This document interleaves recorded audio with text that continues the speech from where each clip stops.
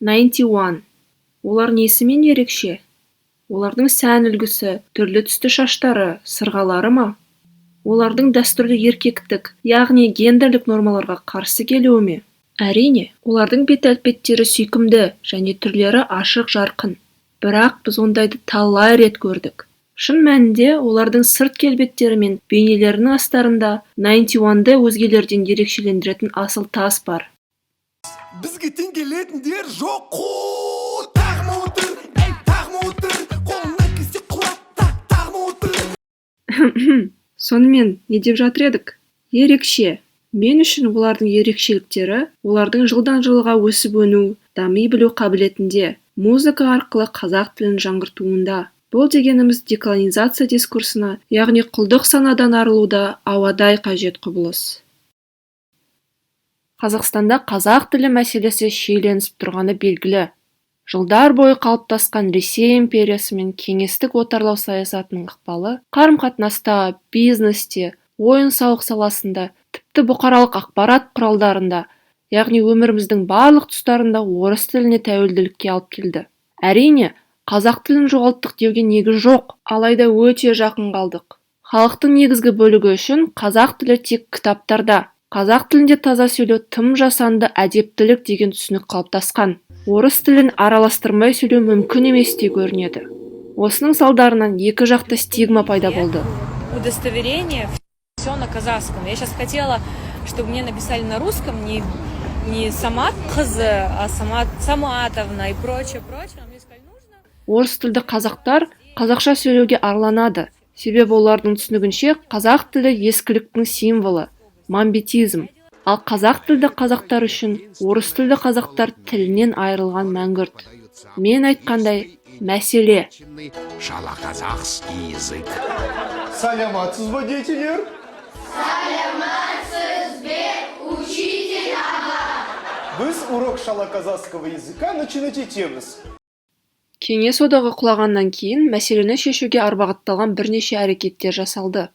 Осы тақырыпта кітаптар жазылды, тегін грамматика сабақтары өткізілді, телешоулар, тіпті мемлекеттік деңгейде заңдар жазылды. Бұл әрекеттердің көмектеспегені тіл мәселесінің әлі де болса шешімін таппай келе жатқаны бәрімізге аян.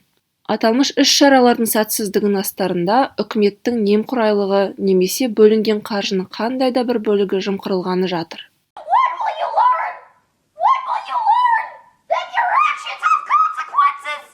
Немесе әбден орыстанған халықты сөйлету қолдарынан келмеді деген ой еріксіз келеді. Мінекей, әдемі, оюларда ерекше шығыпты.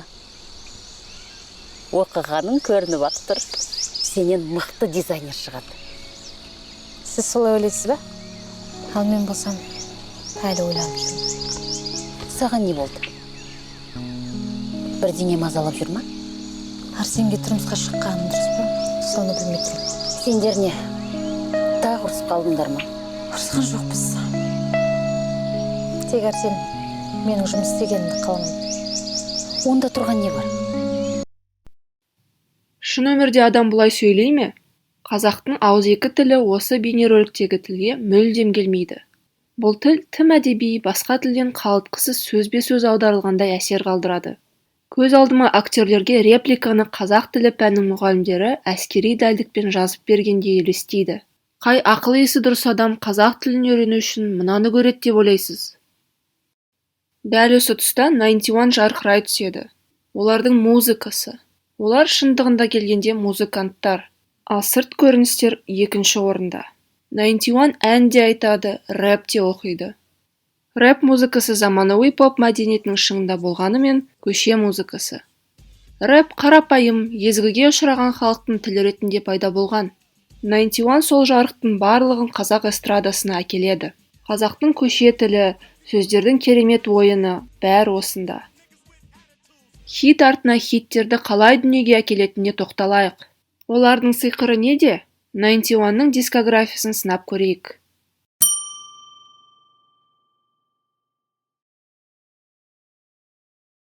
Айыптама бұл 91-ның жас өспірім шақтағы еркеліктің кесірінен қарым-қатынастың бұзылуы туралы жазылған дебюттік әндері.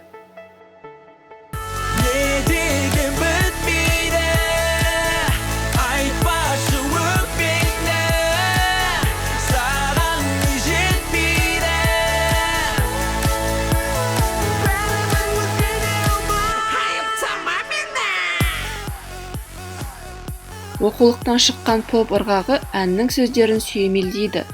Ойлап көрсеңіз, ән өте қарапайым. Мен жігітпін, мен бұл қызды жақсы көремін, бірақ оның мінезі сондай тәкаппар.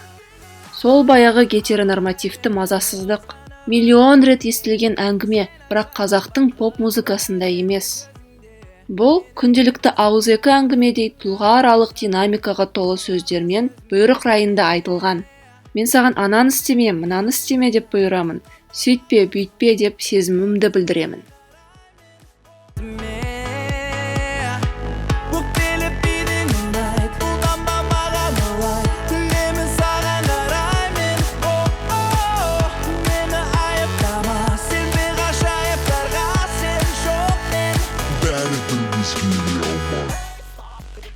Айыптама әні жарық көргеннен кейін 91 мүшелерінің сәндік образдарына жек көрушілік қарша борады. Әннің қайырмасы жігіттер консервативті көзқарастағы көпшіліктің реакциясын болжағандай. Көңілі қалған халықтың бітпейтін айқайын естуден жалығып, олардан айыптамай, кінәламай, түсінуін сұрағандай. Өйткені жігіттер алған беттерінен тайғысы келмейді.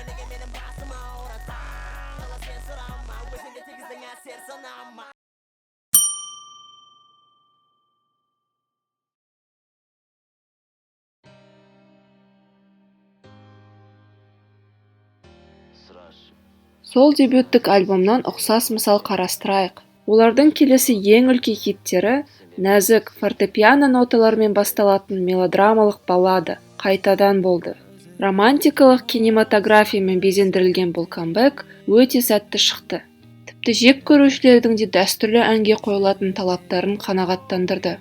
Айыптама сияқты бұл әннің де астыртын мағынасы бар. Ара қатынасын сақтағысы келетін ғашықтар туралы болғанымен, астарында 91-ның жанкүйерлеріне хейтті бірге жеңуге үндеуі жатқандай.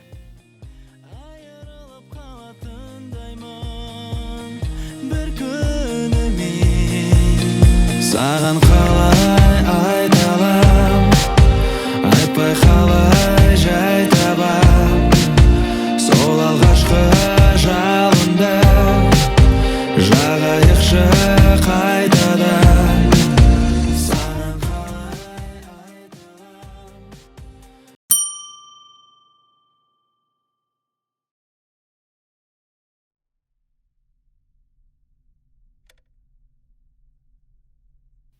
Кейін хейт басыла бастағаннан кейін 91 бояу фабрикасындағы жарылыс эстетикасын екеселеуге бел буады. Өте биязы стильдер үшін ұрыс сөгіс естіген 91 жаңа камбэктерінде хейтерлеріне өткір, даңғой, бравадоға толы жауап қайтарады. Олардың шығармашылығында аса еленбегеніне қарамастан, маңызды орын алатын «Су асты» әнінде жай бұйрық райын ғана қолданып қоймайды. Бері кеп қайт деп, көшедегі жігіттер жұдырықтасуға әзірленіп жатқандай әсер қалдырады. Осылайша 91 өздерінің арсеналына ауызекі көше тілін қосады.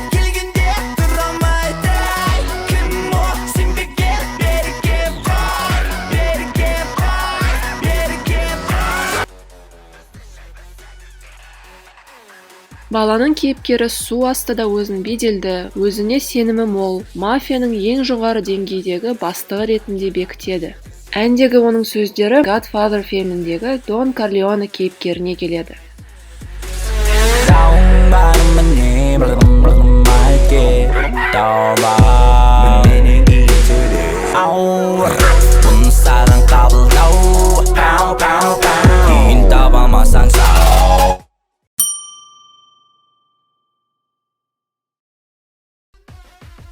Ескі таспа биі атты камбэктермен 91 өздерінің ақындық таланттарын паш етеді.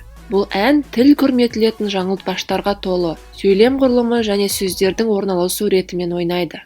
Тұтастай қарастыратын болсақ, ескі таспа биі тұлға дағдарысын және сол тұлғаның басынан өткен мұң қайғымен күресін баяндайды. Айналған тілім сөйлемейді, айналама неге сенбеймін. Мен кімге кіммін, білмей бермейді бір мұң тыным, бермейді тыным, мұңның күні түні. Бұл жолы жігіттер іс-әрекет авторы ретінде емес, зулаған уақыт пен ностальгия құрбандары ретінде бейнеленеді. Үйренбеген құлаққа мәнсіз сандырақ болып естілуі мүмкін. Дегенмен, келесі өлең жолдары ономатопиялық музыканың мысалы.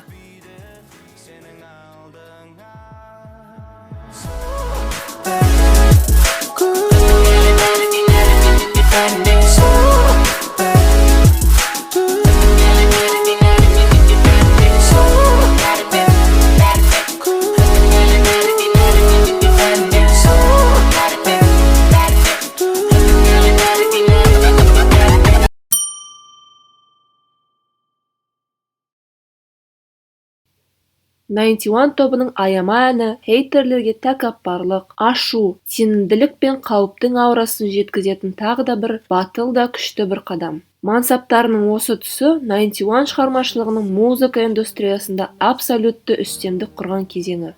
Бұйрық пен бағытты енді өздері бергендей. Таптаурындарды бұзып, халық үмітін барынша ақтауды серт еткендей.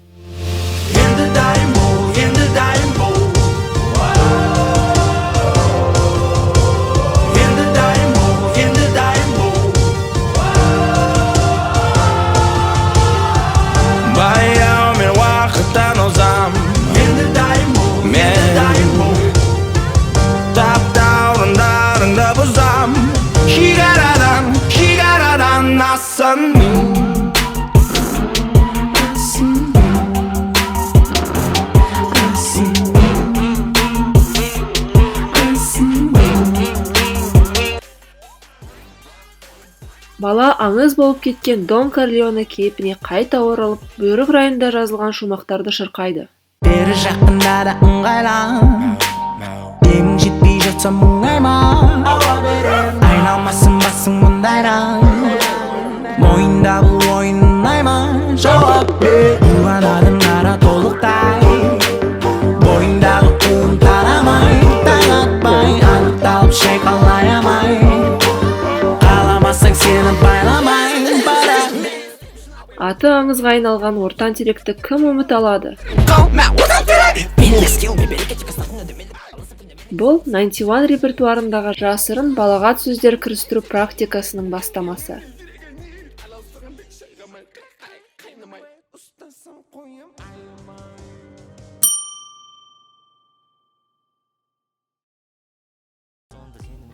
Ninety One қазақ сөздерін ағылшын қарпіне транслитерациялау дәстүрін жалғастырады. Олардың транслитерациялары жаңа тілде мүлдем басқа мағынаға ие болғанымен, қазақ тіліндегі сөздің дыбысталуына барынша жақын.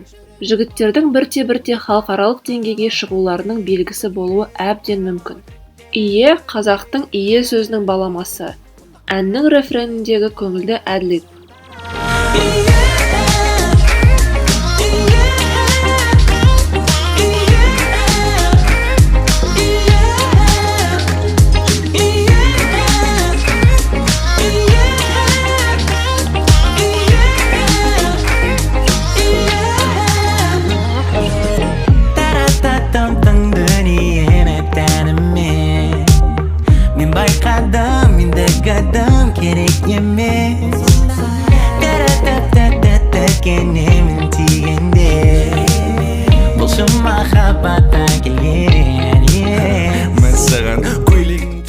Ие өте ойнақы, жеңіл және көңілді ән. Бұл дыбыстық көрініс әннің бейнеклипіндегі көпіршікті, пастельді эстетиканың арқасында нығая түседі. Ninety One тағы да сөз ойынына жүгініп, Eaglesға әуезді де мағыналы шумақтарды паш етеді.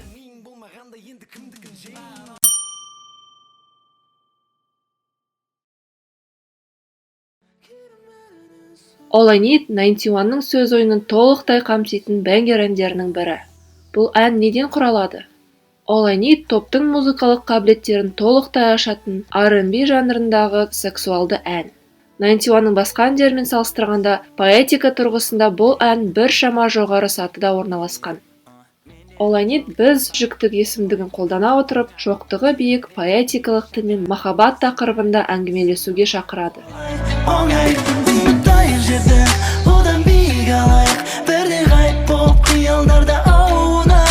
All I Need қазақ тілінде бір, өзге тілдерде тағы бір мағынаны білдіретін көп мағыналы сөздер мен сөз тіркестерге бай.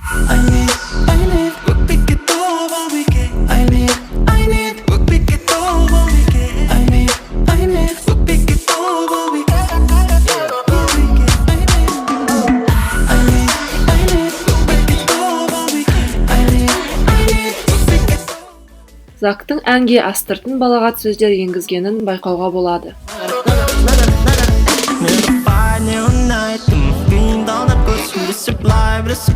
Менің жүрегім алдар көзі, түйсігін дана көсем тек мисіккен бала өсер. Сүйсінген адам өзіне кейсігін бала төзер. Құрттың отақ, құлшынысың болсың, құрттың отақ.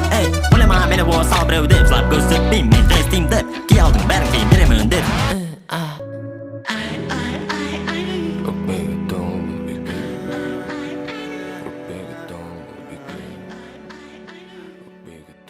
Әлем орындайтын әннің керемет аутросы Джастин Тимберлейктің әлемдік классикаға енген R&B стиліне келеді. Ол әннің сөзі әуенімен ерекше үйлесім табу үшін сөздерінің аяқтарын әдейі жұтып қояды.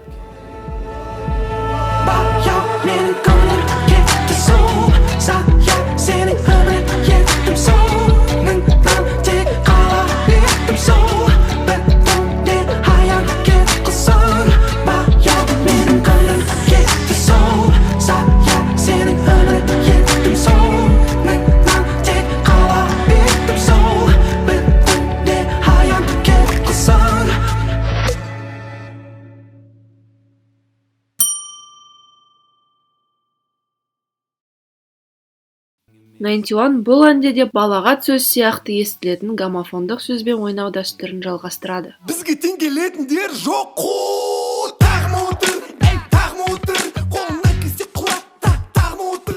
Мен емес әнімен Найтиуан тобы қайтадан өздерінің шеберліктері мен бравадоға толы еркектік қасиеттеріне жүгінеді. Найтиуан жігіттерінің жұлдызы жарқыраған сонша, олардың қасында аспандағы жұлдыздар күңгірттеніп, көмескілене береді. Әннің бейнебаянында барлық жарасымды костюм шалбарда, ауыздарында сигара, сөмкелері толған ақша, ару қыздардың ортасында таққа отырып, қымбат көлік мініп, әрі әдемі, әрі қауіпке толы, тәуекелшіл жігіттердің өмір салтымен көзге түседі. Әннің қайырмасындағы қайталанған сөздер мантраны еске салып, Найтиуанның басқалардан қалай ерекшеленетінін айқындайды.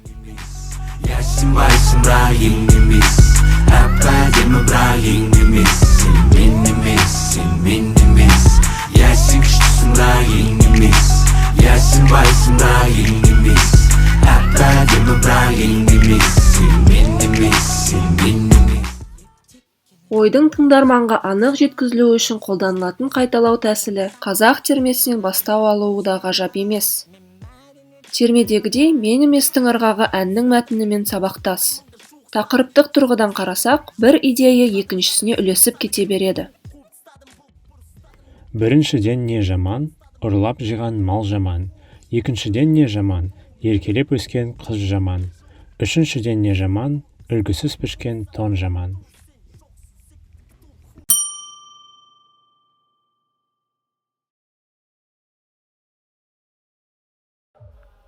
Сеньорита испан тіліне ұқсас сөздерді қолданып қана қоймай, өлең жолдарына са буынын және тағы басқа шуылды дыбыстарды қосу арқылы әнге испандық вайб береді. Микаса, сукаса, компас тапаса, өзін тапаса, тек тұра баса, жақынаспа, кере жоқ наса, араласам, дос стресс қаса, мама сөйтті, тәрбиелет мені, тасатса кеп біреу, асат деп биктен, тақырыптан шепта, жүре бер деп. Сеньорита әні Зактың ән жазу шеберлігінің айқын көрінісі.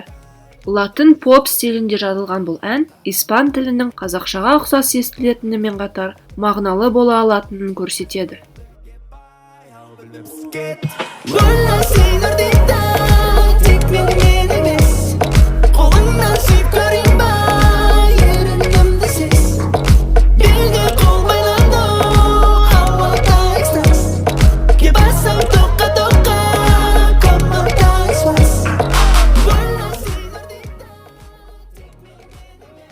Қорытындылайтын болсақ, Найтиуан тек көше әнұранын орындап қана қоймай, әндеріне жоғары деңгейлі көркем эстетикалық поэзия енгізеді. Абай, Мұқағали шығармашылығынан шабыт алғандай, Найтиуан шығармашылығы қазақ тілінің төменнен жоғарғы дейінгі барлық спектрін толық қамтиды деуге болады. Міне, Найтиуан тобын ерекше ететін қасиеттер деп осыларды атауға негіз бар. Жігіттер әр жаңа әнмен оралған сайын өздерін жаңа кейіпте көрсете біледі. Олардың әндерінде нәзік баллада, скримо, жылдам рэп, латын поп, поп-рок элементтерін табуға болады. 91 музыкалық стильдерді араластыру арқылы қазақ тілі қандай да бір жанрмен дыбыспен қаншалықты үйлесім таба білетінін көрсетеді. Бұл таң қалуға тұрарлық дүние емес пе?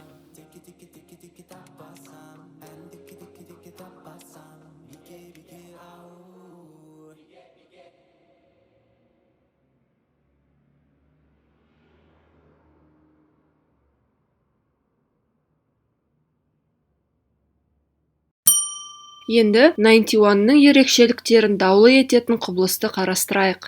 91 жаңа жанр ойлап тапты деседі. Q-pop, басында менде, Q-pop дегеніміз не?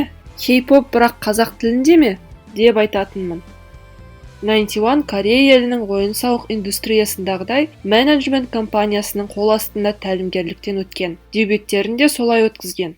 Олар да түрлі түсті концепттерді қолданады. Сонда 91-ның ерекшелігі неде деген сұрақ туындайды. 91 Корей поп индустриясының жергілікті индустриямен импорт алмасуымен не дейсіз?